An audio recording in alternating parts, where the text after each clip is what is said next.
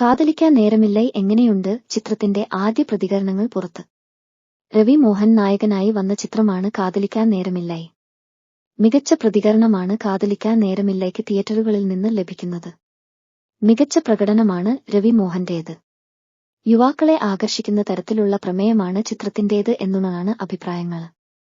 കീർത്തിക ഉദയനിധിയാണ് സംവിധാനം നിർവഹിച്ചത്. നിത്യ മേന്റെ പേരാണ് ആദ്യം ചിത്രത്തിൽ ഉപയോഗിക്കുന്നതെന്ന് വെളിപ്പെടുത്തിയിരുന്നു രവി മോഹൻ. നിത്യ മേനന്റെയും തന്റെയും കഥാപാത്രത്തിന് ചിത്രത്തിൽ തുല്യ പ്രാധാന്യമാണ് എന്ന് അഭിമുഖത്തിൽ പറയുന്നു രവി മോഹൻ. നിത്യ മേനോന്റെ പേര് ചിത്രത്തിൽ ആദ്യം ഉപയോഗിച്ചതിന് അതിനാലാണെന്നും വ്യക്തമാക്കിയിരുന്നു നടൻ. രവി മോഹൻ നായകനായി വന്ന ചിത്രമായി മുമ്പെത്തിയത് ബ്രദറായിരുന്നു. രവി മോഹൻ പ്രതീക്ഷയോടെ കാത്തിരിക്കുന്ന ചിത്രമായിരുന്നു ബ്രദർ. ബ്രദറിന്റെ പ്രധാന പ്രമേയം സഹോദര ബന്ധമാണെന്ന് രവി മോഹൻ വെളിപ്പെടുത്തിയിരുന്നു. സഹോദരിയായി ഭൂമികയാണ് ബ്രദറിൽ ഉണ്ടാകുക. സഹോദരിയായ റോജയോടുള്ള ബന്ധമാണ് ചിത്രത്തിൽ തനിക്ക് ഭൂമികയോട് അനുഭവപ്പെട്ടത്.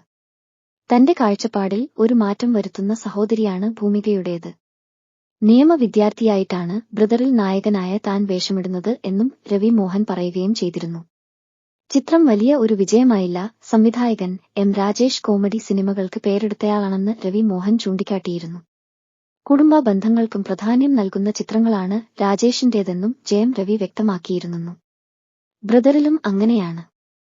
തന്റെ ആരാധകർ കാത്തിരിക്കുന്ന തരത്തിലുള്ള കഥാപാത്രമായിരിക്കും ബ്രദറിലേത് എന്നും കുറച്ചു കാലമായി ഇത്തരമൊരു സിനിമ ചെയ്തിട്ടെന്നും മനോഹരമായ ഡാൻസ് രംഗങ്ങളും തനിക്ക് ഉണ്ടെന്നും രവി മോഹൻ വ്യക്തമാക്കിയിരുന്നു.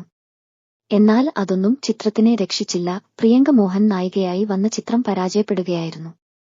രവി മോഹൻ നായകനായി വന്ന ചിത്രത്തിൽ ശരണ്യ പൊൻവണ്ണൻ, വിഡിവി ഗണേഷ്, നാട്ടി സീത, അച്യുത് റാവു രമേശ് എന്നിവരും പ്രധാന കഥാപാത്രങ്ങളെ അവതരിപ്പിച്ചപ്പോൾ ഛായാഗ്രാഹണം വേഗാനന്ദ് സന്തോഷും സംഗീതം ഹാരിസ് ജയരാജുമാണ്.